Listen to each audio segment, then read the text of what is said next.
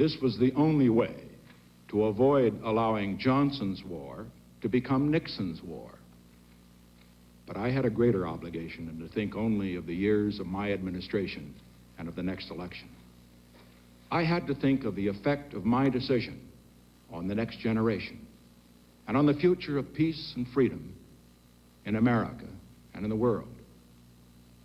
Let us all understand that the question before us is not whether some Americans are for peace and some Americans are against peace. The question at issue is not whether Johnson's war becomes Nixon's war. The great question is, how can we win America's peace? Well, let us turn now to the fundamental issue.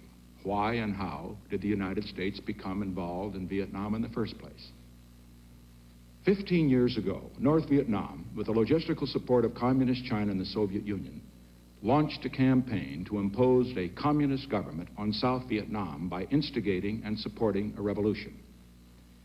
In response to the request of the government of South Vietnam, President Eisenhower sent economic aid and military equipment to assist the people of South Vietnam in their efforts to prevent a communist takeover. 7 years ago, President Kennedy sent 16,000 military personnel to Vietnam as combat advisors. 4 years ago, President Johnson sent American combat forces to South Vietnam. Now, many believe that President Johnson's decision to send American combat forces to South Vietnam was wrong. And many others, I among them, have been strongly critical of the way the war has been conducted. But the question facing us today is, now that we are in the war, what is the best way to end it? In January, I could only conclude that the precipitate withdrawal of all American forces from Vietnam would be a disaster not only for South Vietnam, but for the United States and for the cause of peace. For the South Vietnamese, our precipitate withdrawal would inevitably allow the communists to repeat the massacres which followed their takeover in the North 15 years before. They then murdered more than 50,000 people, and hundreds of thousands more died in slave labor camps.